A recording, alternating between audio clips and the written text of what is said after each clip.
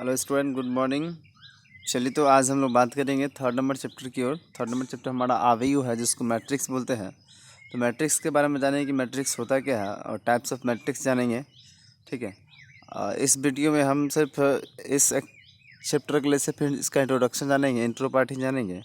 फिर उसके बाद अगले वीडियो में इसका फर्स्ट एक्सरसाइज जो 3.1 है उसको हम लोग देखेंगे। तो आइए देखते हैं सबसे पहला टॉपिक मैट्रिक्स के बारे में कि आखिर मैट्रिक्स होता क्या है। ठीक है,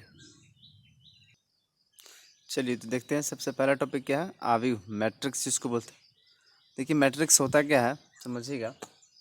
लिखा हुआ है आवेयु संख्याओं या फलनों का एक आयताकार क्रम विन्यास होता है। आवेयु जो है संख्याओं और फलनों, यानी कहने का मतलब क्या, जैसे ये सब देखिए, ये सब जो दिया हुआ ना, संख्या दिया हुआ है ना।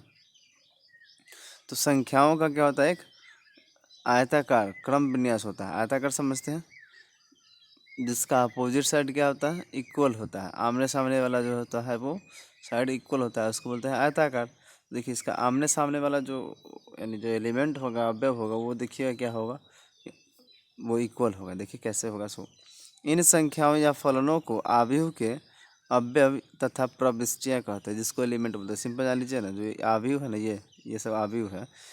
ये जो अंदर लिखा हुआ है, देखिए ये आयताकार है ना, इसमें देखिए ऐसे ऐसे जो रहता है उसको बोलते हैं रो, और ऐसे जो रहेगा ना उसको कॉलम बोलेंगे। यानी क्षैतिज रूप में जो रहेगा उसको बोलेंगे रो, और ऐसे जो रहेगा उसको बोलेंगे कॉलम। ठीक है ना।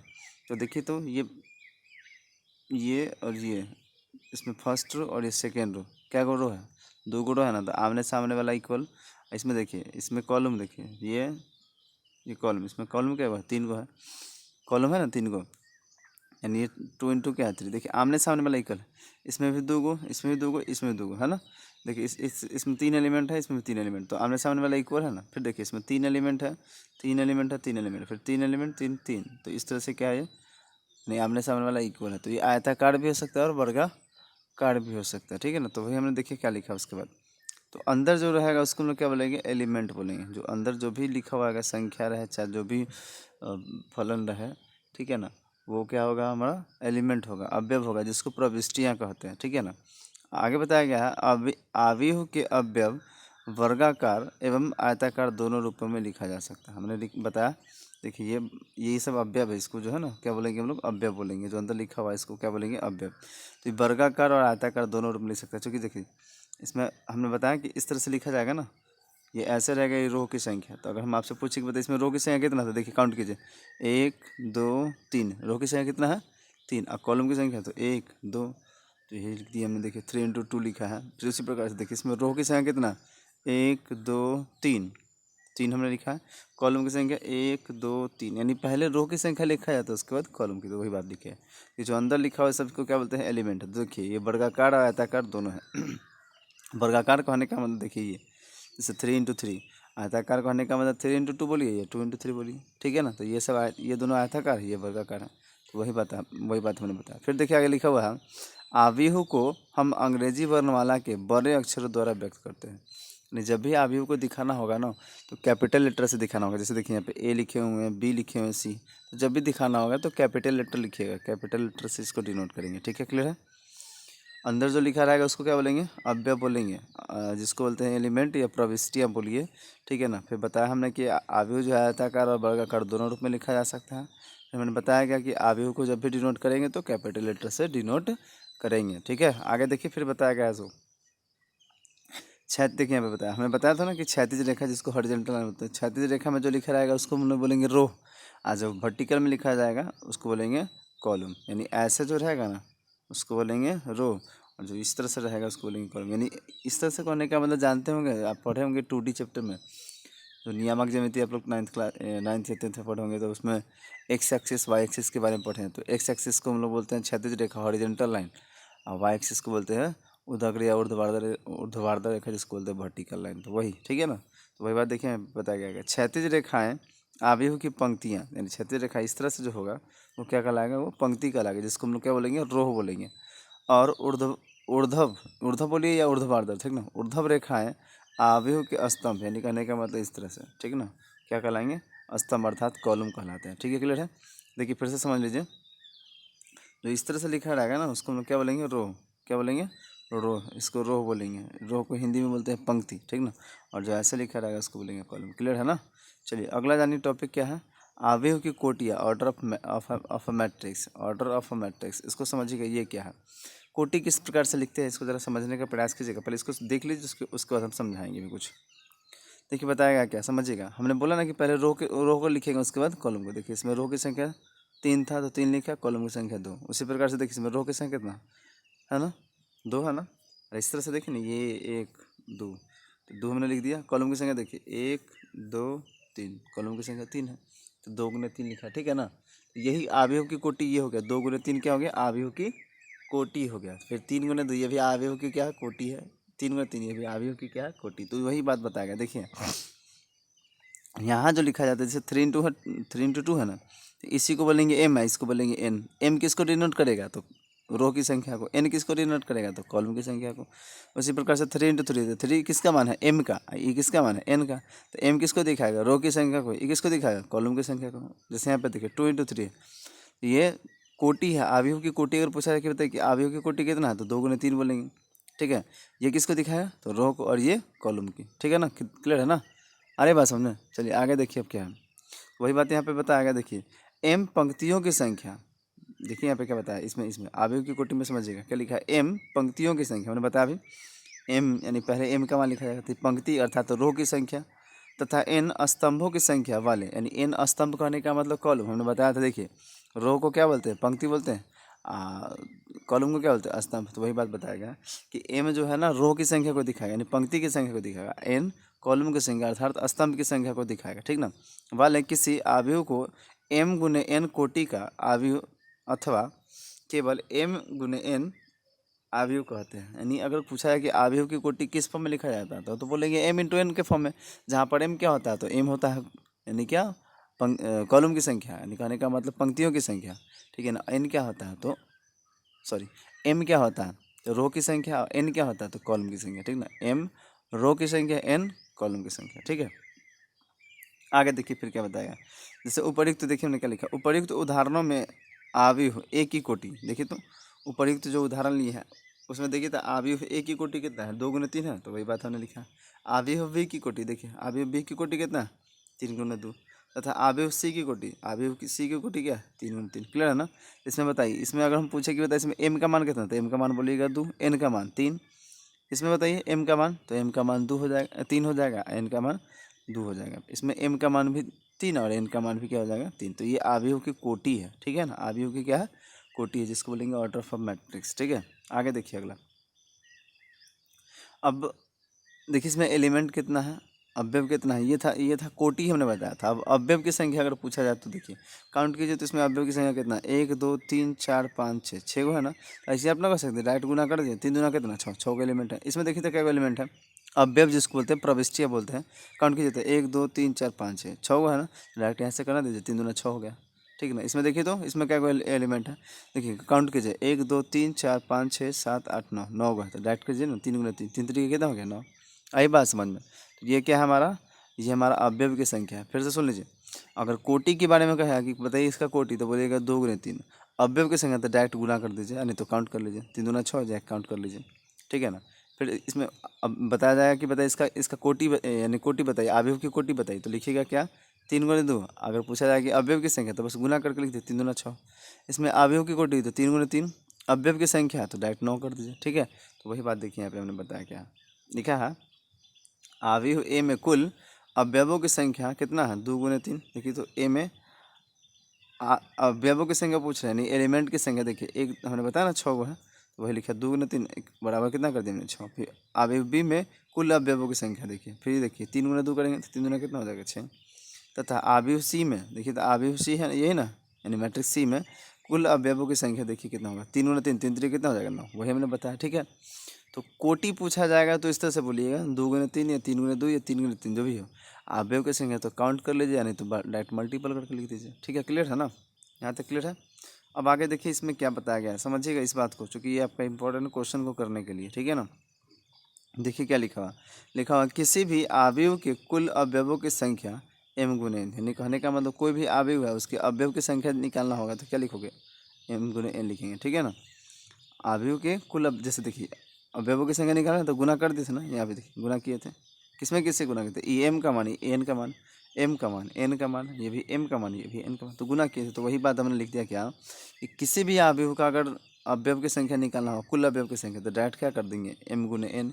एम क्या होगा तो रो की संख्या, एन क्या होगा कॉलम की संख्या, गुना करेंगे उसका आंसर आ जाएगा। ठीक है, जहाँ पर हमने बताया कि जहाँ एम क्या होता है तो पंक्ति की संख्या तथा एन स्तंभ की संख्या, यानी कहने का मतलब कॉलम की संख्या। अब इस बात को समझा जाए ये क्या है, ये हमारा बहुत ही इंपॉर्टेंट चीज़ है, इसको समझना ज़रूरी है। और ध्यान से देखिएगा, तब एक्सरसाइज जैसे ही स्टार्ट करेंगे तो उसमें इसका यूज आने वाला है। ठीक है, समझिएगा। देखिए, अगर लिखा जाए कि हमको क्वेश्चन में कहा जाएगा कि कुछ अवयव की रचना करना है जिसका कोटि कहेगा 3 गुने 2 या 2 गुने 3 या 3 गुने 4 या 4 गुने 3, इस तरह से कहेगा, तो उसके लिए इसमें यूज आएगा। पहले इसको समझ लें, उसके बाद फिर कुछ रफ करके समझाते हैं। देखिएगा, जैसे अवयव कैसे लिखा जाता है समझिएगा। पहले लिखेंगे हम लोग ए, यानी ए क्या होगा तो यहाँ पे एलिमेंट को दिखाता है, छोटा वाला ए एलिमेंट को दिखाएगा, और बड़ा वाला मैट्रिक्स को दिखाता है। याद रहे, बड़ा वाला जो है सो, जैसे हमने बताया ना कि मैट्रिक्स को हम लोग बड़ा लेटर से डिनोट करते हैं, तो मैट्रिक्स को बड़ा लेटर से डिनोट करेंगे। ये ए जो है ये छोटा वाला है, तो ये छोटा वाला ए जो है सो ये एलिमेंट को डिनोट करेगा, दिखाएगा। जैसे पहला क्या एलिमेंट लिखेंगे, याद रहे, A11 मतलब पहला रो पहला कॉलम, A12 यानी पहला रो दूसरा कॉलम, A13 यानी पहला रो तीसरा column, dot dot dot AIJ, A1J है 1J dot dot dot A1N। फिर देखिए इस तरह से क्या लिखेंगे, A21 यानी दूसरा रो पहला कॉलम, A22 यानी दूसरा रो दूसरा कॉलम, A23 दूसरा रो तीसरा column, dot dot dot A2J, इस तरह से डॉट डॉट डॉट A2N तक, यानी लास्ट टर्म जहाँ तक हो। उसी प्रकार से अगर बात करते हैं, देखिए फिर क्या लिखेंगे हम लोग, तो यहाँ लिखेंगे A31, क्या लिखेंगे A31, A32, A33, ठीक ना, dot dot dot dot A3J हो जाएगा, और उसका लिखेंगे A3N तक। ठीक है ना, क्लियर है ना, आ रहा है बात समझ में। हाँ, आगे देखिए फिर क्या लिखेंगे, अब AM1, ठीक ना, क्या लिखेंगे AM1, उसके बाद AM2, उसके बाद AM3, ठीक है, AM3 dot dot dot dot AMJ dot dot dot AMN, यानी कहने का मतलब इसको क्या लिखेंगे M इंटू N के फॉर्म में। इसको ज़रा समझिएगा, इससे क्वेश्चन कैसे यानी कहा जाएगा तो बनाएंगे हम लोग। यहाँ पे 3 है, ठीक ना, ये 3 है, देखते हैं क्या है सो, रफ थोड़ा सा समझेंगे हम लोग। चलिए देखिए, अगर क्वेश्चन में कहा जाएगा कि 3 गुने 2 अवयव की रचना करना, तो समझिएगा ये 3 किसको दिखाता है, रो की संख्या को, 2 क्या दिखाता है कॉलम की संख्या को, यानी 3 गो रो होना चाहिए, क्या वो कॉलम 2 गो। तो देखिए इसको हम सपोज कैसे करेंगे, मान लीजिए इसको ए मान लीजिए, पहले आप कॉलम की संख्या लिखिए, रो को छोड़िए, पहले कॉलम क्या को चाहिए 2 गो, तो इसको देखिए कैसे लिखिएगा, A11 A12, चलिए 2 गो कॉलम हो गया। ये ऐसे लिखा जाता है कॉलम, ऐसे रो होता है, जानकारी रखिए, ऐसे रो और ऐसे कॉलम होगा। ठीक है, कॉलम, तो देखिए 2 गो पहले कॉलम चाहिए, 2 कॉलम कर लिए हम लोग। अब रो क्या को चाहिए 3 गो, तो आराम से लिख लेंगे। देखिए क्या अगला लिखिएगा, A21 A22, उसके बाद A31 A32 हो गया। देखिए इसमें रो की संख्या क्या है, 1 2 3, 3 हो गया, और कॉलम की संख्या है 2, 1 2 हो गया। समझ में आया। इसी प्रकार से अगर मान लीजिए हम कहें क्या कि 2 गुने 3 अवयव की रचना करना, 2 गुने 3 अवयव की रचना करना, तो चलिए इसको बी ले लेते हैं हम लोग। पहले इसमें देखिए रो की संख्या कितना है, रो की संख्या 2 हो गया, कॉलम की संख्या कितना हो गया 3। तो पहले आप कॉलम लिखिए, तो कॉलम 3 को पढ़ाइए, तो लिखिएगा A11 A12 A13 हो गया। उसको लिखिएगा A21 A22 A23 A31 A32 A3, ये हो गया 3 गुने 3 का, ठीक ना, 3 गुने 3 का A33। आई बात समझ में, ये हो गया 3 गुने 3 ऑर्डर का हमने बताया। ठीक है, अगर कहता क्या कि 2 गुने 3 ऑर्डर का कहता, तब समझिएगा। देखिए इसको सी मान लीजिए, तो देखिए 2 गुने 3, तो इसमें कॉलम क्या को चाहिए हमको 3 को, पहले 3 कॉलम पढ़ाई, तो बोलिए क्या लिखिएगा, A11 A12 A13, उसके बाद A21 A22 और A23, ये हो गया हमारा। ठीक है, इसमें कहा था ना, ये हो गया 3 गुने 3 और ये हो गया 2 गुने 3। ठीक है, देखिए 2 गो रो है कि नहीं, 1 2, कॉलम 3 गो, 1 2 3, उसी प्रकार से इसमें 3 गुण हो गया, देखिए 1 2 3 और 3 को कॉलम 1 2 3, ये हो गया आपका 3 गुने 3, ये हो गया 3 गुने 2 और ये हो गया 2 गुने 3। ठीक है, और देखते हैं एक एग्जाम्पल और देखते हैं। जैसे मान लीजिए हमको कहेगा 3 गुने 4 ऑर्डर का, इसको समझिएगा बस ये लास्ट, उसका फिर आगे बढ़ेंगे हम लोग। तो इसमें कॉलम की संख्या कितना है 4, रो की संख्या कितना है 3, तो इसमें रो हमको चाहिए 3 गो, कॉलम कितना चाहिए 4 गो। तो पहले आप कॉलम को लिखिएगा, ठीक ना। चलिए इसको डी मान लीजिए, पहले कॉलम क्या को लिखेंगे 4 को। देखिए लिखते हैं A11 A12 A13 A14 A21 A22 A23 A24 A31 A32 A33 A34।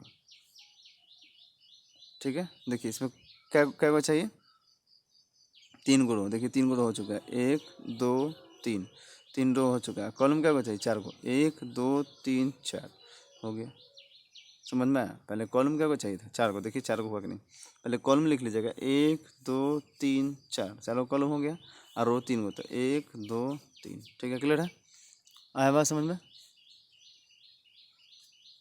तो चलिए आगे देखते हैं, इसका यूज आएगा फिर हम एक बार फिर से समझाएंगे जब एक्सरसाइज स्टार्ट करेंगे उस समय। ठीक है, तो चलिए हम लोग आगे बढ़ते हैं। अगला टॉपिक इसमें का, ये समझ में आ गया ना, ये किसको दिखाता है m को और ये n को दिखाएगा। आगे बढ़ते हैं, ठीक है, चलिए तो यहाँ तक क्लियर है।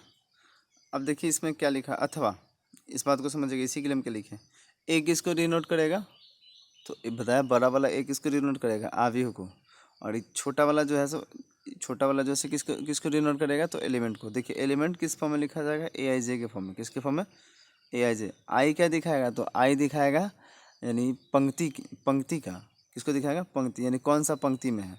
और जे दिखाएगा कौन सा स्तंभ है, यानी कहने का मतलब आई दिखाएगा रो को और जे दिखाएगा कॉलम को। ठीक ना, आई रो को दिखाएगा और जे कॉलम को दिखाएगा। M×N क्या है, तो M×N जो है ऑर्डर ऑफ मैट्रिक्स है, आव्यूह की कोटि है। देखिएगा इसमें आई के बारे में क्या कर रहा है, तो आई का जो मान है 1 के बराबर होगा या 1 से क्या होगा बड़ा, और m के बराबर या m से क्या होगा छोटा। तो m बताया ना कि m क्या होता है, रो होता है। ठीक ना, उसी प्रकार से जे जो है, जे को क्या बोलते हैं, कॉलम बोलते हैं।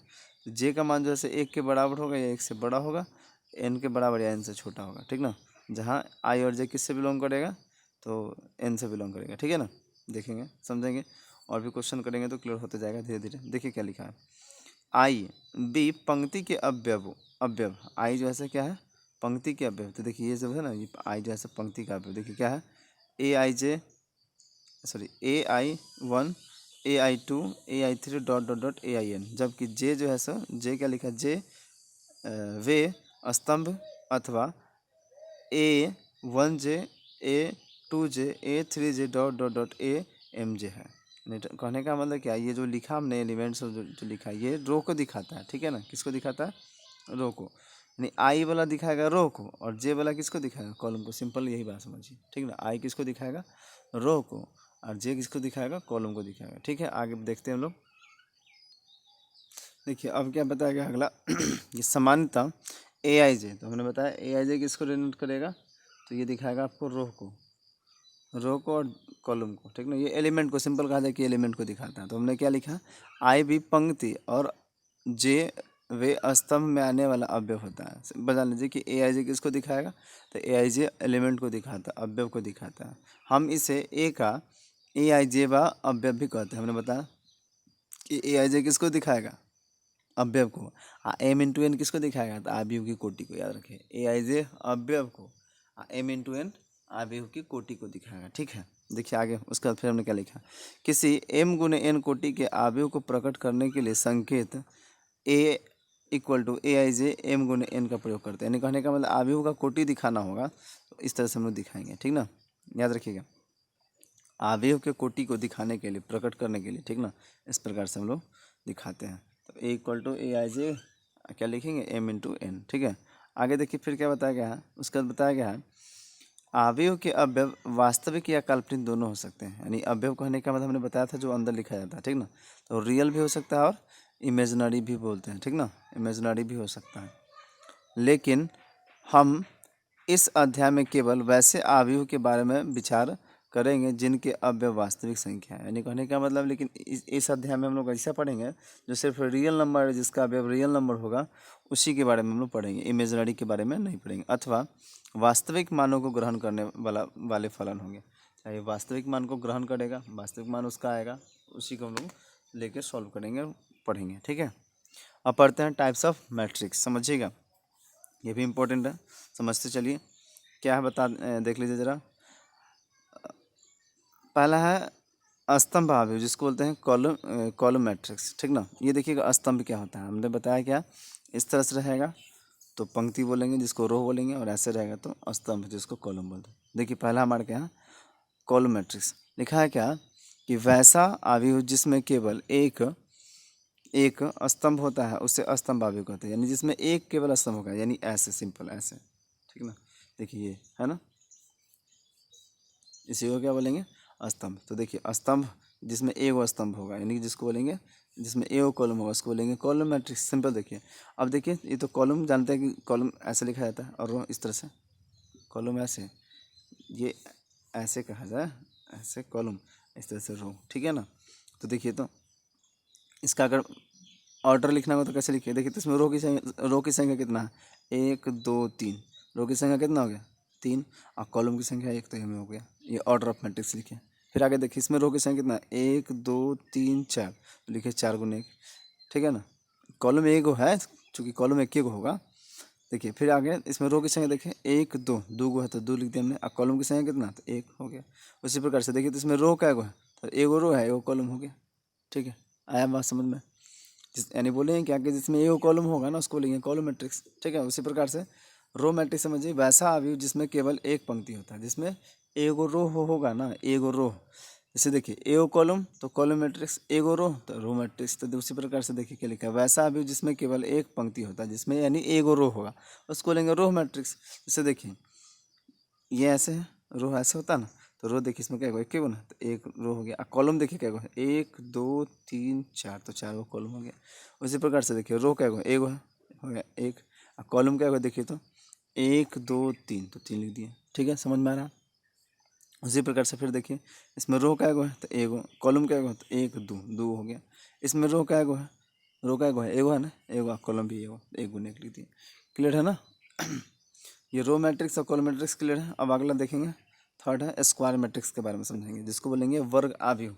देखिए स्क्वायर मैट्रिक्स होता क्या है, इसको अच्छा तरह से समझिएगा। देखिए लिखा हुआ है, वैसा अवयव जिसमें पंक्तियों की संख्या स्तंभों की संख्या के समान होती है, वर्ग अवयव कहलाता है। यानी कहने का मतलब क्या, इसमें रो की संख्या और कॉलम की संख्या क्या होगा, समान होगा, उसको बोलेंगे क्या, स्क्वायर मैट्रिक्स। सिंपल ही बात याद रखें, जिसमें रो की संख्या और कॉलम की संख्या क्या हो, बराबर हो, उसको बोलेंगे स्क्वायर मैट्रिक्स, यानी वर्ग अवयव बोलते हैं। ठीक है, आगे जैसे बताया गया, देखिए एक m गुने n अवयव वर्ग अवयव कहलाता है यदि m बराबर n और उसे कोटि n का वर्ग अवयव कहते हैं। यानी कहने का, अगर m बराबर n होगा ना, ये देखिए ऑब्जेक्टिव भी क्वेश्चन याद रखिएगा कि वर्ग अवयव कब होगा, तो जब उसका रो की संख्या और कॉलम की संख्या क्या होगा, बराबर होगा। रो की संख्या और कॉलम की संख्या, अर्थात कहने का मतलब m बराबर n बराबर होगा, m बराबर n होगा, तो उसको बोलेंगे हम लोग क्या, स्क्वायर मैट्रिक्स। जैसे एग्जाम्पल समझिए, a इक्वल टू लिखा हुआ 5 - 1 4 3। देखिए इसमें रो की संख्या कितना, 1 2, 2 गो है, कॉलम की संख्या 2 गो, 1 2, 2 गुने 2 कर दिया। फिर उसी प्रकार से बी मैट्रिक्स देखिए, रो की संख्या कितना, 1 2 3, तो 3 लिख दिया। कॉलम की संख्या 1 2 3, देखिए है ना,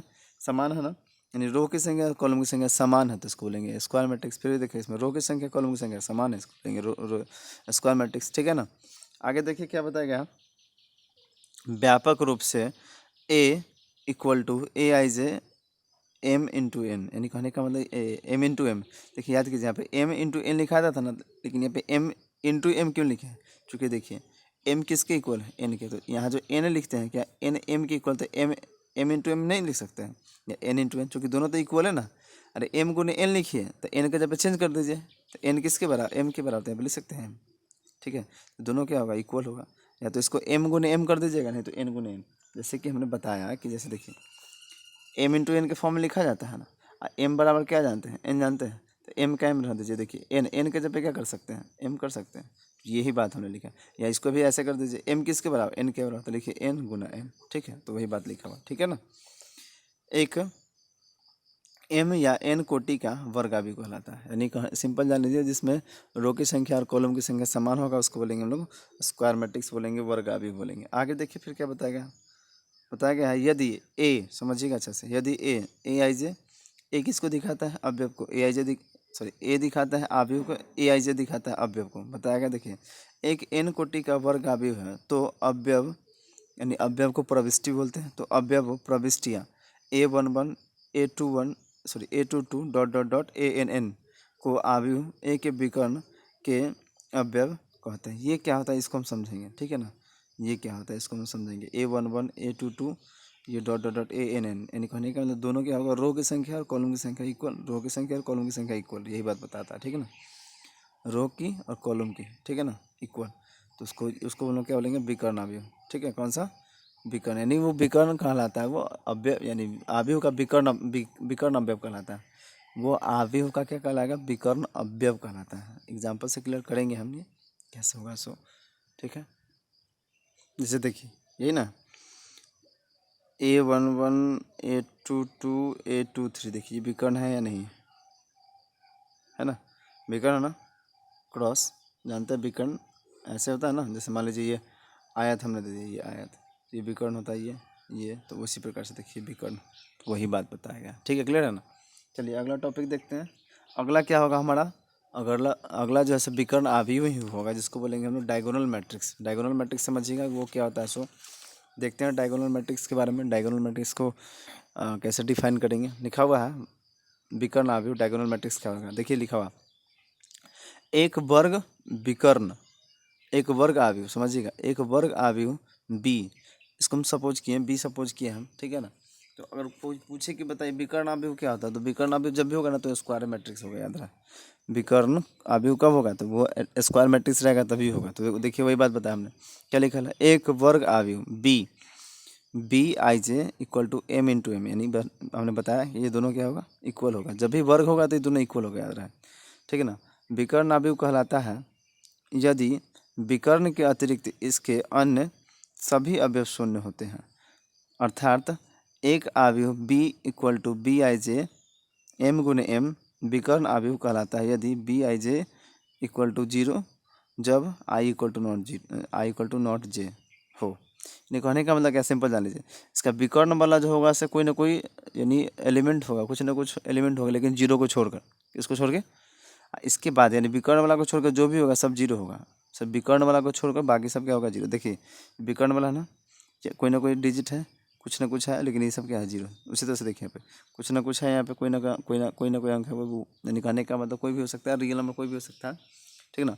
इसके अलावा जो विकर्ण वाले को छोड़कर सब क्या हो जाएगा, जीरो। सिंपल जान लीजिए कि विकर्ण वाला जैसे कोई ना कोई वास्तविक संख्या होगा, बाद बाकी सब क्या हो जाएगा, जीरो हो जाएगा। कन्फर्म है। चलिए अगला देखिए स्केलर मैट्रिक्स के बारे में समझिएगा, जिसको बोलेंगे अदिश अवयव। अदिश अवयव क्या होता है समझिएगा, देखिए लिखा है अदिश अवयव एक विकर्ण अवयव होता है, ठीक है। अदिश अवयव भी क्या होता है, एक विकर्ण अवयव होता है, समझिएगा विकर्ण अवयव होता है। इसके विकर्ण के सभी अवयव समान होते हैं, और इसका विकर्ण का सभी अवयव क्या होगा, समान होगा, ठीक है। विकर्ण का जो भी अवयव होगा सब क्या होगा, समान, यानी स्केलर, यानी कहने का मतलब सबका सब इक्वल। सिंपल सिंपल समझ लीजिए, देखिए क्या ना, परिभाषा समझिए, परिभाषा समझिए, एग्जाम्पल देखिए इसका क्रॉस वाला देखिए, यानी कहने का मतलब विकर्ण वाला सब इक्वल है ना, यहाँ भी देखिए सब इक्वल है, अब बाद बाकी सब कितना, सब क्या होगा, जीरो हो जाएगा, ठीक है ना। बात समझ में आया? उसी प्रकार से देखिए क्या लिखा है, तो इसके विकर्ण के सभी अवयव समान होते हैं एवं विकर्ण के अतिरिक्त इसके अन्य सभी अवयव शून्य होते हैं, यानी विकर्ण के अतिरिक्त जो भी हो जाएगा सब क्या हो जाएगा, शून्य हो जाएगा। यानी देख लीजिए जैसे विकर्ण में बताया हमने कि सब इक्वल होगा, विकर्ण वाला आदिश वाला में क्या होता है, विकर्ण वाला सब इक्वल होता है, ठीक है। विकर्ण वाला सब क्या होगा, सब इक्वल होगा, बाद बाकी सब क्या हो जाएगा, जीरो। तो उसको बोलेंगे स्केलर मैट्रिक्स बोलेंगे, जिसको अदिश अवयव बोलते हैं, ठीक है। आगे देखिए ये इंपॉर्टेंट है, फिर ये आइडेंटिटी मैट्रिक्स समझिएगा। तत्समक अवयव, इसको समझिएगा क्या है, ये बताया गया है। ये तीनों में फिर से हम डिफरेंट बताएंगे कैसे कैसे पहचानें कि वो विकर्ण अवयव हो, कैसे अदिश अवयव हो, कैसे तत्समक यानी आइडेंटिटी। देखिए समझिएगा, बताया गया तत्समक अवयव एक वर्ग अवयव होता है, ये भी जो है स्क्वायर मैट्रिक्स होगा, ये भी स्क्वायर मैट्रिक्स होगा, तीनों स्क्वायर मैट्रिक्स होता है। विकर्ण अवयव वर्ग अवयव होता है जिसके विकर्ण के सभी अवयव एक होते हैं, यानी इसका विकर्ण वाला सभी अवयव क्या होगा, एक एक होगा, ठीक है, तथा शेष अन्य सभी अवयव शून्य होते हैं, तत्समक अवयव कहलाता है। दूसरे शब्दों में वर्ग अवयव A equal to A I J N into N बोलिए या एम इंटू एम बोलिए, एम इंटू एम या एन इंटू एन एक तत्समक आव्यूह है यदि ए आई जे इक्वल टू आई, यदि आई इक्वल टू आई, यानी कहने का मतलब आई इक्वल टू जे, जब आई जे इक्वल रहेगा ना उसका वैल्यू 1 लिखेंगे, और आई जे जब इक्वल नहीं रहेगा तो उसका वैल्यू 0 लिखेंगे। तत्समक आव्यूह को आई द्वारा निरूपित करते, याद रहे आइडेंटिटी मैट्रिक्स को जब भी डिनोट करेंगे तो किससे डिनोट करेंगे, आई से डिनोट करेंगे। देखिए आई इक्वल टू क्या दिया है, जैसे पहला ये एगो रो है एगो कॉलम है, ठीक ना, तो वो लिख दिए। इसमें देखिए आई इक्वल टू दो गो रो दो कॉलम, देखिए है ना, दो गो रो दो कॉलम। देखिए इसमें कैसे पहचानेगा, इसका जो विकर्ण वाला होगा ना सब एक एक होगा, बाद बाकी सब जीरो होगा, ठीक ना। देखिए इसका विकर्ण वाला सब एक एक है, बाद बाकी सब क्या है, जीरो, तो इसको बोलेंगे आइडेंटिटी मैट्रिक्स। एक लास्ट समझ लीजिए, उसके बाद फिर इसको क्लियर करते हैं। देखिए शून्य आव्यूह समझिएगा, इसका टोटल का टोटल एलिमेंट जो होगा ना सबका सब क्या होगा, जीरो होगा, उसको बोलेंगे शून्य आव्यूह। वही बताएगा, देखिए एक आव्यूह शून्य आव्यूह अथवा रिक्त आव्यूह कहलाता है यदि इसके सभी अवयव क्या हो, शून्य हो, जितना का जितना इसका एलिमेंट रहेगा सबके सब क्या हो जाएगा, जीरो, तो उसी को हम लोग बोलेंगे क्या, जीरो मैट्रिक्स। ये तीनों बात को फिर से समझिए, चूँकि इसमें बहुत बहुत ही इंपॉर्टेंट है, पहचाने में दिक्कत हो इस कारण से पहले फिर से हम इसको क्लियर कर दे। देखिए वर्ग आव्यूह क्या होगा, इसका विकर्ण आव्यूह क्या होगा, इसका विकर्ण वाला जो होगा ना सबका सब क्या होगा, कुछ ना कुछ वास्तविक संख्या होगा, अब बाद बाकी सब क्या हो जाएगा, जीरो। विकर्ण वाला जो है कुछ ना कुछ अंक होगा, लेकिन ये अलग अलग होगा, ठीक है ना, अलग अलग होगा, तो ये हो जाएगा आपका विकर्ण आव्यूह। अदिश वाला में जान लीजिए, जब भी होगा ना विकर्ण वाला सबका सब एक ही होगा, सबका सब क्या होगा, एक ही जैसा होगा, यानी जैसे देखिए √3 यहाँ पे -1 -1, तो इसको बोलेंगे हम लोग क्या, स्केलर मैट्रिक्स। लेकिन आइडेंटिटी वाला में याद रखिए, आइडेंटिटी मैट्रिक्स का यूज बहुत है, ठीक है ना। देखिए आई वाला जो होगा आइडेंटिटी मैट्रिक्स जो होगा, ये जब भी होगा तो एक के अलावा और कुछ हो ही नहीं सकता। विकर्ण में जब भी रहेगा तो इसका कितना रहेगा, एक एक रहेगा, बाद बाकी सब जीरो रहेगा, ठीक ना। जैसे यहाँ पे देखिए एक एक है, बाद बाकी जीरो, तो ये आइडेंटिटी मैट्रिक्स है, ठीक है, क्लियर है। जीरो मैट्रिक्स समझ ही चुके हैं, बस इसका लास्ट एक टॉपिक है उसको देख लिया जाए, क्या है, आव्यूहों की समानता, जिसको बोलेंगे इक्वलिटी ऑफ मैट्रिक्स। ये मैट्रिसेस पढ़िए, मैट्रिक्स बोलिए या मैट्रिसेस, ठीक है, इसको जरा समझिएगा। देखिएगा इसमें क्या है, इसमें दो आव्यूह होता है, क्या क्या बताएगा, दो आव्यूह ए equal to A I J तथा B equal to B I J समान कहलाते हैं। देखिए दोनों कब इक्वल होगा, कब इक्वल होगा, देखिए यदि वे समान कोटि के अवयव होते हैं, यानी अगर दोनों क्या होगा, कोटि उसका समान होगा, यानी कहने का मतलब क्या है, या तो 2 × 2 का होगा या 2 × 3 का, दोनों का ए और बी का दोनों आव्यूह का जो है कोटि क्या होगा, समान होगा, या तो दोनों 2 × 2 का होगा, या 3 × 3 का होगा, या 2 × 3 का होगा, या 3 × 2 का होगा, या 3 × 4 का होगा, या 4 × 3 का होगा, इस तरह से, ठीक है। आगे देखिए बताया गया, अगला है ए का प्रत्येक अवयव बी के संगत अवयव के समान होते हैं, यानी ए का जो भी एलिमेंट होगा ना वो बी के संगत यानी इक्वल वाला जैसे, यानी सामने वाला इक्वल होगा, ठीक है। जैसे एग्जांपल से भी हम क्लियर करेंगे, अर्थात आई तथा जे की सभी मानों के लिए ए I J equal to B I जे हो, यानी कहने का मतलब दोनों का एलिमेंट क्या होगा, समान होगा। देखिए क्या बताया, प्रतीकात्मक रूप में यदि दो आव्यूह ए तथा बी समान है तो हम इसे ए बराबर बी कहते हैं, अगर दोनों समान रहेगा ना तो उसको क्या पढ़ेंगे, ए बराबर बी। चलिए एग्जांपल से क्लियर करिए। देखिए ए का हमने ए लिया, हमने क्या लिखा, 2 3 0 1, बी देखिए क्या है 2 3 0 1, देखिए तो 2 के इक्वल है, 3 3 के इक्वल, यही होता है संगत, 0 0 के इक्वल है और 1 1 के इक्वल, तो कह सकते हैं क्या, ए बराबर बी। चलिए सभी लोग को समझ में आ चुका होगा। तो इस तरह से हमारा पहला एक्सरसाइज का जो है 3.1 का जो है इंट्रो पार्ट हमारा खत्म हुआ। आई होप सभी लोग को हमारा वीडियो अच्छा लगा होगा।